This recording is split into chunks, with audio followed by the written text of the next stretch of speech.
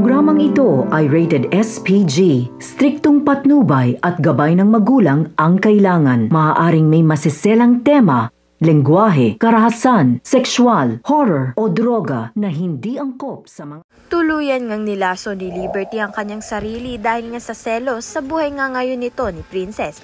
Dahil nga ayon dito kay Liberty ay inagaw na nga ni Princess ang lahat, kasama na nga itong si Xavier.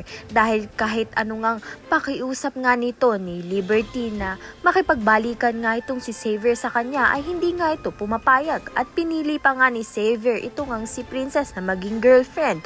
Kaya naman nga't hindi na nga kinaya nito ni Liberty, kaya naman nga't nilaso na nga niya ang kanyang sarili.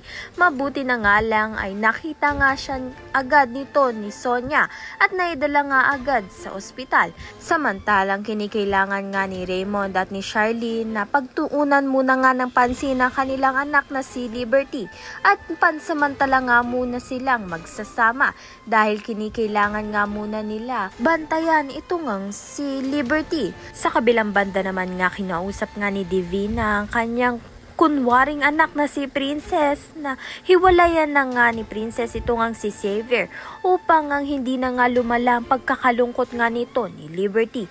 Ngunit malalaman nga natin kung papayag nga ba itong si Princess sa gusto ngang mangyari nito ni Divina dahil nag-uumpisa pa nga lang magmahalan nito ngang si Xavier at si Princess. Kaya naman nga't ayan at iba pa ang dapat nating pakaabangan. Maraming salamat sa iyong panonood.